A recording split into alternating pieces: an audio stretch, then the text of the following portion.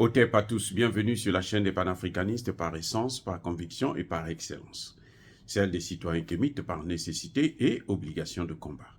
Nous sommes une chaîne qui n'est guidée que par nos ancêtres et rien que par les ancêtres qui appartiennent à l'égrégore du monde noir. Par conséquent, nous ne croyons en aucun Dieu venu de l'étranger. Toutefois, cette vidéo n'est aucunement destinée à inciter à la haine ou à la violence, car nous menons un combat qui est d'abord et avant tout spirituel, intellectuel et démocratique. Ensuite, il est politique, géopolitique et géostratégique, contre l'impérialisme, le colonialisme, le néocolonialisme et l'endocolona, qui sont tous qualifiés de crimes contre l'humanité. Nous menons ce combat sur la base du principe fondamental que nous avons hérité de nos ancêtres kémites, qui est celui de la Mahat, c'est-à-dire solidarité, vérité et justice. Vous êtes donc en droit de connaître la vérité et nous avons l'obligation de vous dire la vérité, rien que la vérité, afin que justice soit rendue au continent africain. Et ça, c'est notre modeste contribution dans cette noble lutte en faveur de la souveraineté, la dignité, la solidarité et l'unité africaine. C'est exactement ça que nous appelons le panafricanisme.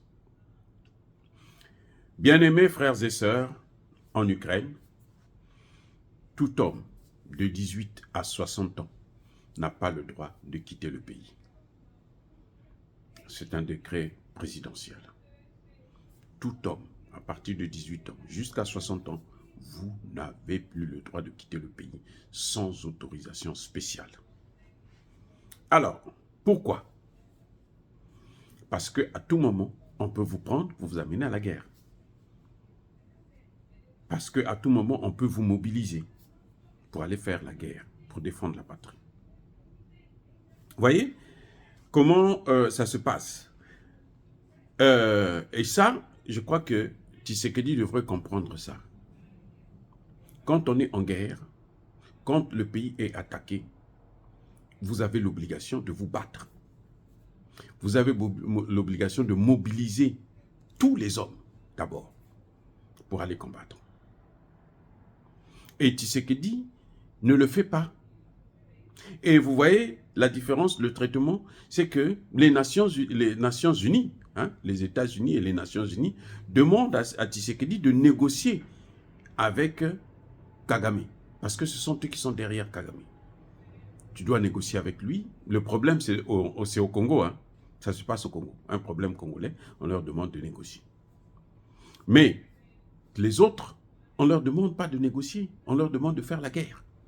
C'est ce que Tshisekedi doit faire. Il doit mobiliser. Lui, il a 120 millions d'habitants. Et la majorité, là, ce sont des jeunes. Prenez-les. Donnez-leur une formation rapide, qu'ils aillent sur le terrain. Les Ouazalingos s'en sortent très bien, mieux que l'armée congolaise, sans avoir eu une formation spéciale. Non. Bref, les Ukrainiens, ils disent cela, pourquoi? Vous savez que l'armée ukrainienne comptait plus de 40 000 hommes. Peut-être même autour de 100 000, 150 000 hommes. Mais s'ils arrivent à ce niveau où on prend même des jeunes, des enfants, on les envoie à la guerre, ça veut dire qu'ils sont en difficulté. Oui. On peut pas, vous avez des hommes qui sont là, des professionnels de la guerre, des militaires. C'est leur profession. Mais vous partez encore prendre des étrangers, des pauvres petits-enfants pour les envoyer à la guerre, c'est que vous avez perdu la guerre. C'est que vous avez perdu beaucoup d'hommes. Parce que rien que la contre-offensive là a fait perdre à l'Ukraine près de 100 000 hommes. Près de 100 000 hommes. Et quand on dit 100 000, il y a aussi des mercenaires, américains, français, européens et autres qui sont là-bas. Ils sont tous morts. Donc ils sont obligés de faire recours à des enfants, à des vieux. Tout ce qui est homme, tu dois aller te battre. Et on interdit à Zelensky de négocier, alors que Poutine n'attend que ça. Et nous savons que cette guerre-là, c'est parce que Poutine ne voulait pas que l'OTAN puisse venir jusqu'à sa frontière. Et c'est ce que les Américains voulaient. amener l'OTAN, comme ça ils vont amener des missiles. C'est ça qu'on appelle la provocation en politique. C'est ça, c'est une provocation. Ce n'est pas quelque chose de naturel, ce n'est pas normal. C'est une simple provocation. Ils ont provoqué la Russie et ils ont trouvé garçon.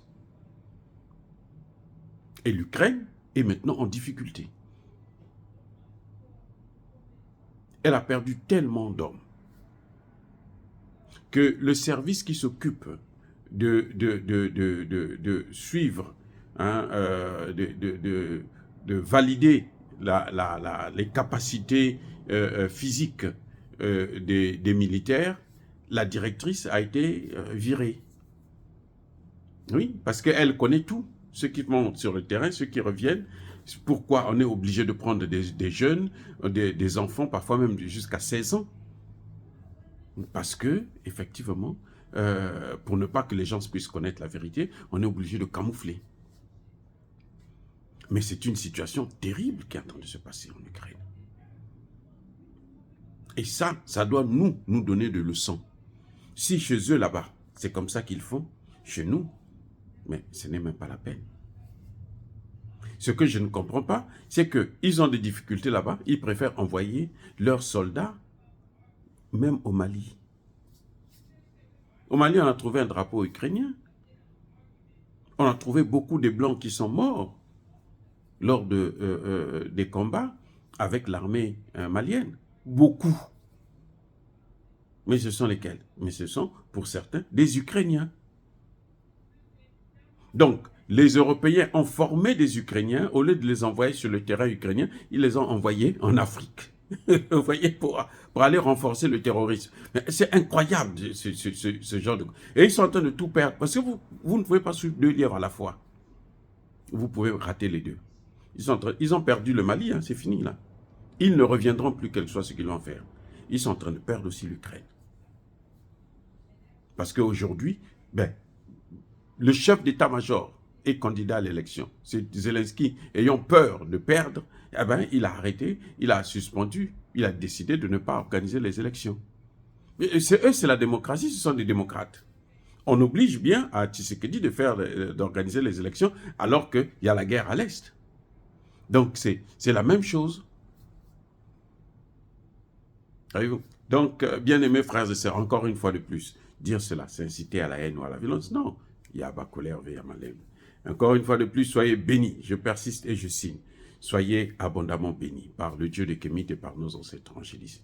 Mais que tous ceux qui persécutent le continent africain le pillent et le déstabilisent, qu'ils soient noirs, blancs, chinois, arabes, indiens, juifs ou qui qu'ils soient punis, maudits, foudroyés, neutralisés, écrasés, effacés par ce Dieu des Kémites et par nos ancêtres angélisés. Vive l'Afrique éternelle, j'ai dit et j'assume.